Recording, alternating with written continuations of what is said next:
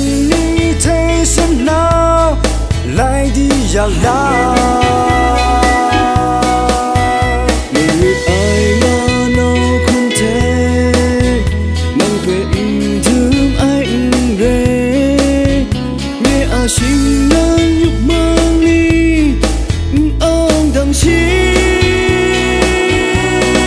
nàng thế không ai chân lo ai mình nằm trong xa ra mung tan thà không dự lưu na mai nhìn khó gió nhẹ con mắt anh rẽ lưu sân lưu lại chẳng ta lưu ai nước đầm cùng bạc phê trên khám sẽ răng yari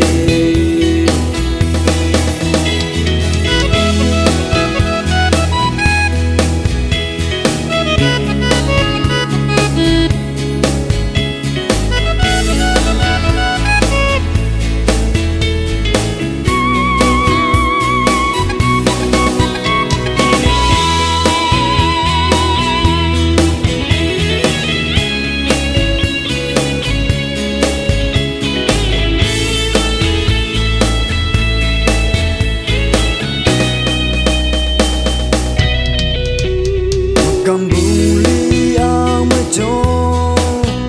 nằm thẹn khung kia này thế nhẹ sinh đi thế sân nào lại đi giang la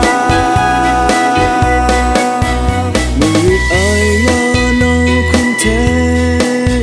nàng khuyên thương anh về nhẹ sinh đang nhục mang đi ông thằng chi nàng thế không ai chân lo ai mình nằm trong xa ra mung tan thà không giúp lưu na mai nhìn khó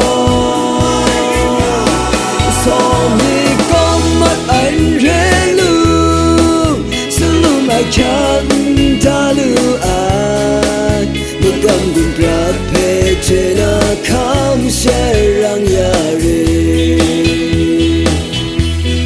nàng thế không ai chân lo ai lần năm dòng xa ra mung tan thà không giúp lưu na mai nhìn khó gió nhẹ con mắt anh rẽ lưu sẽ lưu lại chẳng ta lưu ai nước đầm cùng